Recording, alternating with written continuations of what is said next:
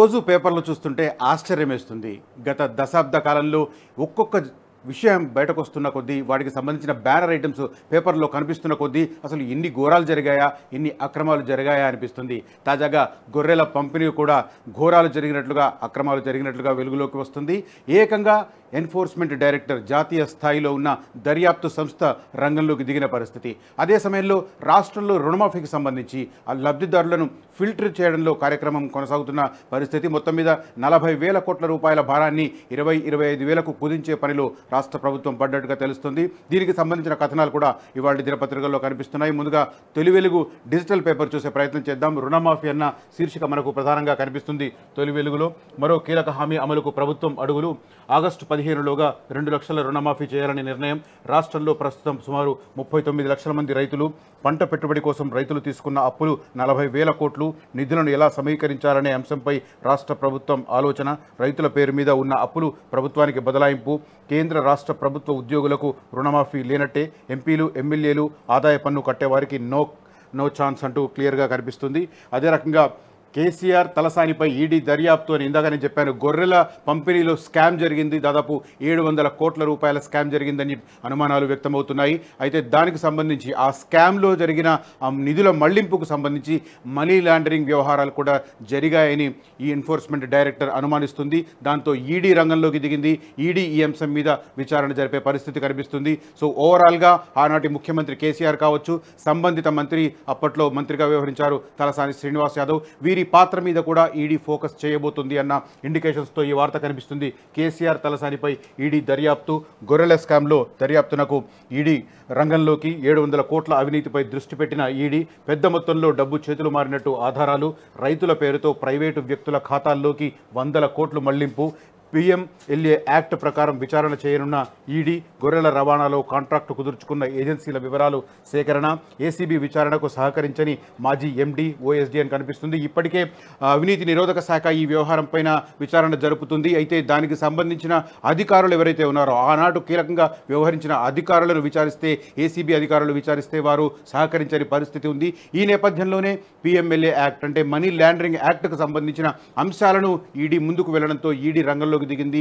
ఏకంగా ఆనాటి ముఖ్యమంత్రి కేసీఆర్, ఆనాటి మంత్రి తలసాని శ్రీనివాస్ యాదవ్ పాత్ర మీద కూడా ఈడీ ఎంక్వైరీ చేయబోతోంది అన్న ఇండికేషన్స్ మనకి ఈ వార్త కనిపిస్తుంది. ముందుంది ముసళ్ల పండుగ అంటూ గొర్రెల పంపిణీ స్కామ్పై ఈడీ ఫోకస్. కేసీఆర్, హరీష్కు ముందుంది ముసళ్ల పండుగ. బీజేపీ ఎంపీ రఘునందన్ రావు సంచలన వ్యాఖ్యలు అంటూ ఈయన ఒక విషయాన్ని లీక్ చేశారు. ఈడీ ఆల్రెడీ కేసీఆర్ మీద కేసు పెట్టింది అని చెప్పి ఆయన లీక్ చేసిన పరిస్థితి. కేసీఆర్ టార్గెట్గా ఈడీ ముందుకు రాబోతుంది అని చెప్పి నిన్న మెదక్ నుంచి ఇటీవల ఎంపీగా గెలిచిన రఘునందన్ రావు కామెంట్ చేశాడు. ఆ కామెంట్కి సంబంధించిన వార్త కనిపిస్తుంది. అదే రకంగా మల్లారెడ్డికి సంబంధించిన వార్త కూడా ఇంట్రెస్టింగ్గా కనిపిస్తుంది. మనం గత నెలలో చూసాం పేట్ బషీరాబాద్లో ల్యాండ్ వ్యవహారంలో కాంగ్రెస్ ఎమ్మెల్యే అడ్లూరి లక్ష్మణరావు, అదే రకంగా మాజీ మంత్రి మల్లారెడ్డి, ఆయన అల్లుడు రాజశేఖర్ మధ్య కూడా కొంత వాగ్వాదం జరిగిన పరిస్థితి. రంగంలో గ్రౌండ్ లెవెల్లో కూడా ఘర్షణ పడిన పరిస్థితి. ఆ తర్వాత పోలీసులు ఈ వ్యవహారంలో రంగంలోకి దిగారు.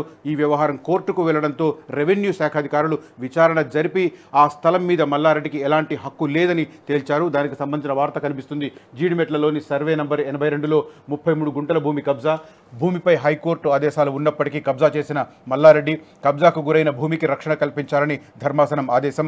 మల్లారెడ్డిని అరెస్టు చేసేందుకు రంగం సిద్ధం అంటూ వివరాలు మనకు తొలి వెలుగు దినపత్రికలో ప్రధానంగా కనిపిస్తున్నాయి. అదే రకంగా బెంగళూరు రేవ్ పార్టీలో ఎవరైతే సినీ నటి హేమ అక్కడ దొరికిందో దానికి సంబంధించిన వ్యవహారంలో ఆమె అరెస్ట్ అయింది. ఆ తర్వాత తాజాగా ఆమెకు బెయిల్ వచ్చిన పరిస్థితి. దానికి సంబంధించిన వార్త చూడవచ్చు. డ్రగ్స్ కేసులో హేమకు బెయిల్. రేవ్ పార్టీలో హేమ డ్రగ్స్ తీసుకున్నట్లు పోలీసులు నిర్ధారణ. హేమ డ్రగ్ తీసుకున్నట్లు పోలీసుల దగ్గర సాక్ష్యాలు లేవన్న లాయర్. హేమకు షరతులతో కూడిన బెయిల్ మంజూరు చేసిన న్యాయస్థానం అన్న వివరాలు కనిపిస్తున్నాయి. అదే రకంగా పాత బస్తీలో డ్రగ్స్ పట్టివేతకు సంబంధించిన వార్త కూడా మనం తొలి వెలుగు దినపత్రికలో ప్రధాన శీర్షికగా చూడవచ్చు.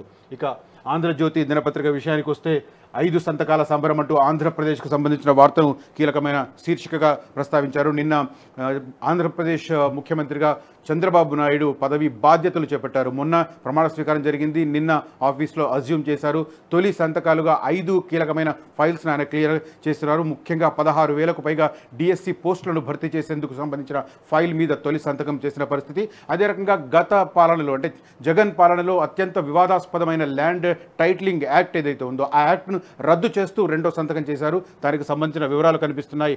ఆంధ్రజ్యోతి దినపత్రికలో 5 సంతకాల సంబరం. ఏపీలో తొలి రోజునే 5 కీలక హామీల అమలు. సీఎంగా బాధ్యతలు స్వీకరించిన బాబు మెగా డిఎస్సీ పైనే తొలి సంతకం.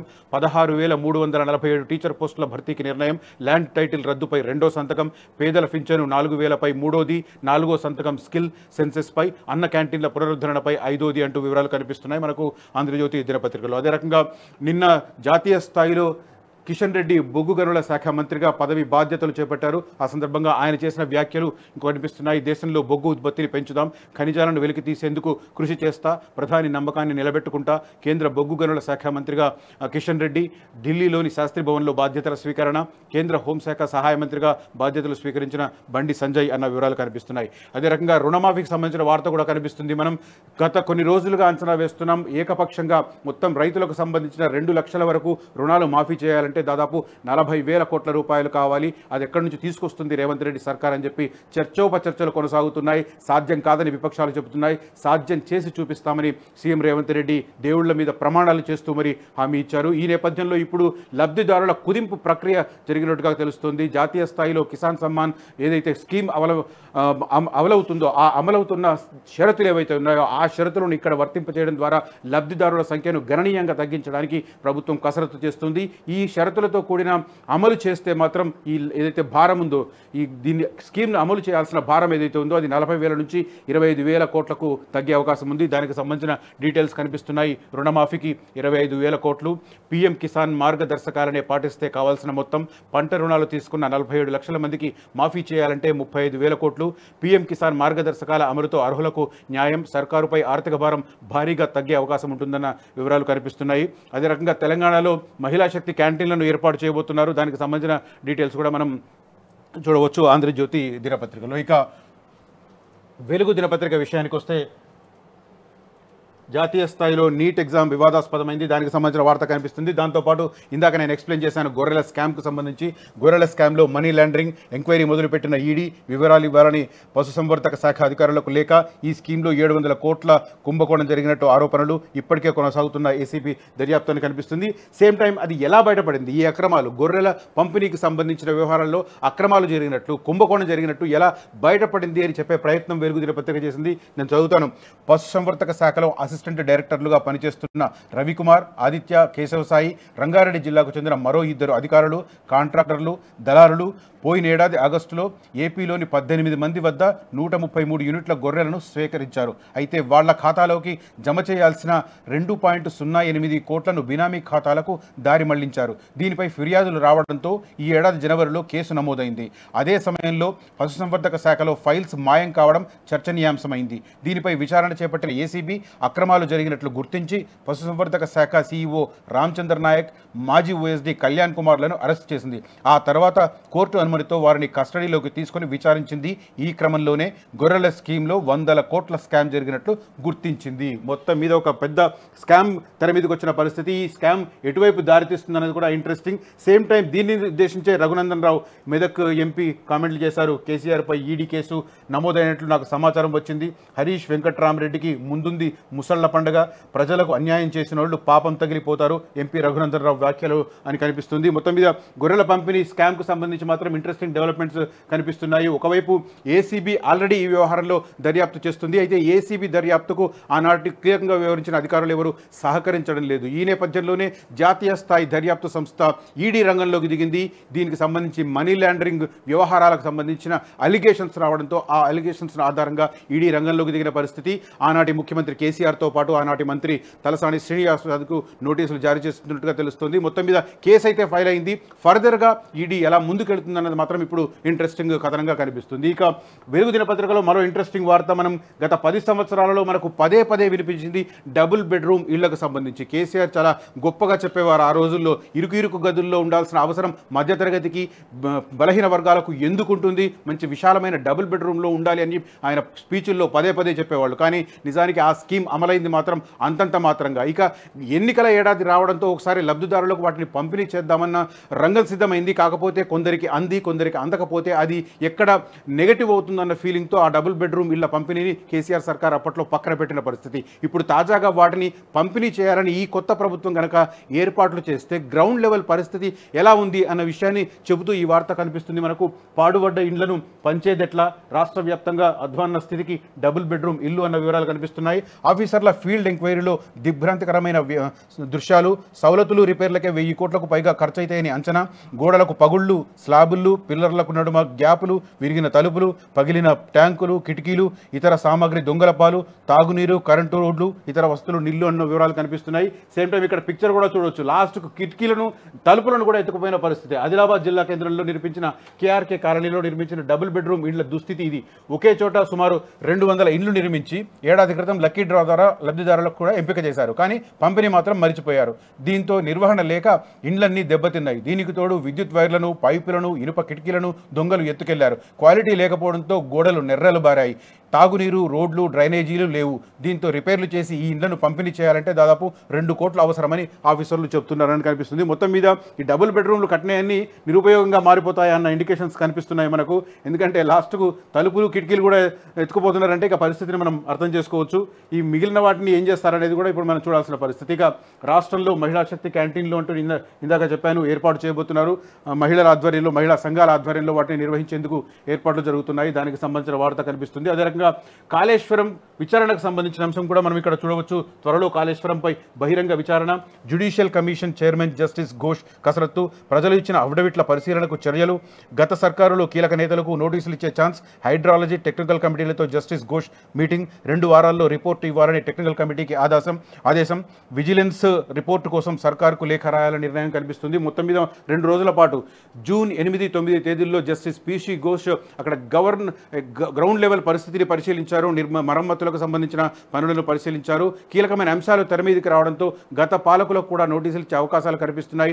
డెడ్ లైన్ పెట్టి మరీ నోటీసులు ఇచ్చే అవకాశం కనిపిస్తుంది. అయితే ప్రభుత్వం ఈ కమిషన్కి ఇచ్చిన గడువు ఈ నెలాఖరుతో ముగుస్తుంది. మరి ఈ నెలాఖరులో ఈ తంతంతా ముగుస్తుందా, లేకపోతే విచారణను ఎక్స్టెన్షన్ చేస్తారా అన్న చర్చలు కూడా కొనసాగుతున్నాయి. ఎందుకంటే గడువు సరిపోదు, ఇంకా విచారించాల్సింది చాలా మందిని ఉన్నది. ప్రధానంగా ఆనాటి నిర్మాణ సంస్థ ఎలాంటి ప్రతినిధి ఇచ్చిన వాంగ్మూలం కావచ్చు, అదే రకంగా కీలకంగా వ్యవహరించిన అధికారులు ఇచ్చిన వాంగ్మూలం కావచ్చు, అంతిమంగా అది ఆనాటి పాలకులకు ఎసరు తేబోతోంది, వాళ్ళ మీద టార్గెట్ కాబోతున్నారు అన్న ఇండికేషన్స్ వస్తున్నాయి. ఈ నేపథ్యంలో వారి వివరణ తీసుకోవాల్సిన అగత్యం జస్టిస్ పిసి ఘోష్ కమిషన్ ముందుంది. కాబట్టి ఈ సమయం సరిపోతుందా లేదా, ఎక్స్టెన్షన్ చేయాల్సిన అవసరం ఉందా అన్న అంశాన్ని ప్రభుత్వం ఇప్పుడు పరిశీలిస్తున్నట్టుగా తెలుస్తుంది. ఓవరాల్గా కాళేశ్వరం ఎంక్వైరీ కూడా చాలా ఇంట్రెస్టింగ్గా మారుతున్న పరిస్థితి కనిపిస్తుంది. ఇక ఈనాడు దినపత్రిక ఒకసారి చూద్దాం. ఈనాడు దినపత్రికలో ముఖ్యంగా కేంద్ర మంత్రులుగా కిషన్ రెడ్డి, బండి సంజయ్ బాధ్యతలు చేపట్టిన వార్తలకు ప్రయారిటీ ఇచ్చారు. ఆ తర్వాత లేటెస్ట్ డెవలప్మెంట్, హైదరాబాద్లో కూరగాయలకు సంబంధించిన ధరలు అబ్నార్మల్గా పెరిగాయి. గత 4-5 రోజుల పరిస్థితి చూస్తే ఉల్లి కావచ్చు, టమాటో కావచ్చు, ఆల్మోస్ట్ 3 రెట్లైన పరిస్థితి. దానికి సంబంధించిన వార్త.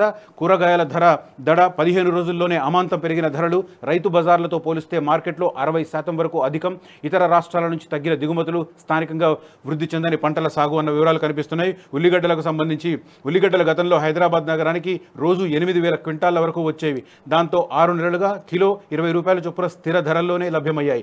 ప్రస్తుతం 5-6 వేల క్వింటాల్లే వస్తుండడంతో ధరలు పెరుగుతున్నాయని మార్కెటింగ్ అధికారులు చెబుతున్నారు. అవసరమైన మేరకు సరుకు వస్తే కిలో 20 నుంచి 25 రూపాయలకే దొరుకుతాయని అంటున్నారు. ప్రభుత్వం ఈ విషయంలో జోక్యం చేసుకోవాల్సిన అవసరమైతే కనిపిస్తుంది. ముఖ్యంగా స్కూళ్ళు ఓపెన్ అయ్యాయి కాబట్టి ఇప్పుడు పిల్లలకు త్వరితంగా వాళ్ళకి ఏదో బాక్సులు తయారు చేయాల్సిన బాధ్యత మధ్యతరగతి ప్రజలకు ఉంటుంది. కాబట్టి వారికి కూరగాయల ధరలు కనుక అందుబాటులో లేకపోతే పిల్లలకు పౌష్టికాహారం అందడం అనేది దుర్బలం అవుతుంది. కాబట్టి ఈ విషయంలో ప్రభుత్వం జోక్యం చేసుకోవాల్సిన అవసరం ఉంది. అదే రకంగా కూరగాయల ధరలను నియంత్రించాల్సిన అవసరం ఎంతైనా ఉన్నదన్నది వాదన బలంగా వినిపిస్తుంది. ఇక గత ప్రభుత్వంలోని బాధ్యతలకు పిలుపు అన్న కనిపిస్తుంది. ఇందాక నేను చెప్పాను కాళేశ్వరం విచారణకు సంబంధించి సంబంధాలున్న వారికి నోటీస్ ఇచ్చే అవకాశం, త్వరలో కార్యాలయంలో బహిరంగ విచారణ, నిపుణులతో జస్టిస్ పిసి ఘోష్ కమిషన్ భేటీ, ఎక్కువ నీటి నిల్వ వల్లే నష్టాలన్న కమిటీ అన్న వివరాలు కనిపిస్తున్నాయి. అదే రకంగా మెగా డిఎస్సిపై తొలి సంతకం అంటూ ఆంధ్రప్రదేశ్కు సంబంధించిన వార్త కనిపిస్తుంది. నిన్న బాధ్యతలు చేపట్టిన తర్వాత Chandrababu first file mega DSC file మీద సంతకం చేశారు. ఆ తర్వాత ల్యాండ్ టైటిలింగ్ యాక్ట్ రద్దు మీద 2వ సంతకం చేశారు. దానికి సంబంధించిన వార్త కనిపిస్తుంది. ఇక ఇందిరమ్మ ఇళ్లపై కసరత్తు అన్న వివరాలు కూడా చూడవచ్చు. తెలంగాణలో ఇందిరమ్మ ఇళ్లను మళ్ళీ పునరుద్ధరణ చేసే పరిస్థితి కనిపిస్తుంది. ఈనాడు దినపత్రికలో దీనికి సంబంధించిన వార్తలను చూడవచ్చు. ఇక నమస్తే తెలంగాణ దినపత్రిక చూద్దాం ఒకసారి.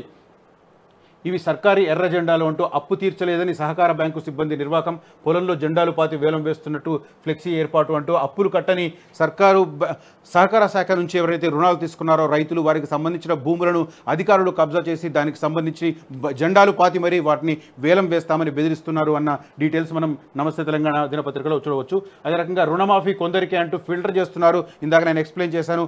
లబ్ధిదారులను ఫిల్టర్ చేయడం ద్వారా ఈ భారం ఏదైతే ఉందో రుణమాఫీ భారాన్ని గణనీయంగా తగ్గించుకోవడానికి రేవంత్ రెడ్డి ప్రభుత్వం ప్రయత్నం చేస్తుంది. 40,000 కోట్ల వరకు అవసరం ఉంటే దాన్ని 25,000కు భారాన్ని తగ్గించుకునే ప్రయత్నం చేస్తుంది. ఇందులో భాగంగా కేంద్రంలో అమలవుతున్న కిసాన్ సమ్మాన్ పథకం ఏదైతే ఉందో అందులోని షరతులను దీనికి వర్తింప చేయడం ద్వారా ఆల్మోస్ట్ ఫిల్టర్ చేయడం. ఒకసారి ఎక్స్ప్లెయిన్ చేస్తాను. ముఖ్యంగా ప్రజా ప్రాతినిధ్య చట్టంలో ఎవరైతే ప్రజాప్రతినిధులుగా వ్యవహరిస్తున్నారో ఎంపీ నుంచి గల్లీ లీడర్ వరకు వీళ్ళందరికీ ఫిల్టర్ చేస్తారు. వీళ్ళు కనుక వ్యవసాయ రుణాలను తీసుకుంటే వారి రుణాలు మాఫీ కావు. అదే రకంగా ఎవరైతే ప్రభుత్వ ఉద్యోగాలు చేస్తూ వ్యవసాయం కూడా చేస్తూ వ్యవసాయ రుణాలు తీసుకున్నారో వారికి సంబంధించి కూడా రెగ్యులర్ ఇన్కమ్ ఉంటుంది కాబట్టి వారిని కూడా ఈ రుణమాఫీ పథకం నుంచి మినహాయిస్తారు. ఆ తర్వాత ఆదాయ పన్ను రెగ్యులర్గా కట్టేవారు ఎవరైతే ఉంటారో రిటర్న్స్ అందరూ ఫైల్ చేయొచ్చు, కానీ ఆదాయ పన్ను కట్టేవారిని మాత్రం ఇందు నుంచి మినహాయిస్తారంటున్నారు. ఈ 3 షరతులు కనుక వర్తింపచేస్తే 40,000 కోట్ల రూపాయలకు సంబంధించిన భారం ఏకంగా 25,000 కోట్ల రూపాయలకు తగ్గిపోతుందన్న అంచనాలు వినిపిస్తున్నాయి. దానికి సంబంధించిన వార్త కనిపిస్తుంది. షరతులు కోతలు విధించే యోచనలో కాంగ్రెస్ సర్కార్, పీఎం కిసాన్ నిబంధనలకు రుద్దితే సగం మందికి రానట్టే, ఇదే జరిగితే 37 లక్షల మంది అన్నదాతలు పథకానికి దూరం అన్న వివరాలు నమస్తే తెలంగాణలో మనకు చూడవచ్చు. ఓవరాల్గా ఇది ఇవాల్టి దినపత్రికల్లో ప్రధాన శీర్షికలుగా కనిపిస్తున్న వార్తలు. అసలైన తొలి వెలుగు. ఫాలో వాట్సాప్ @తొలి వెలుగు official.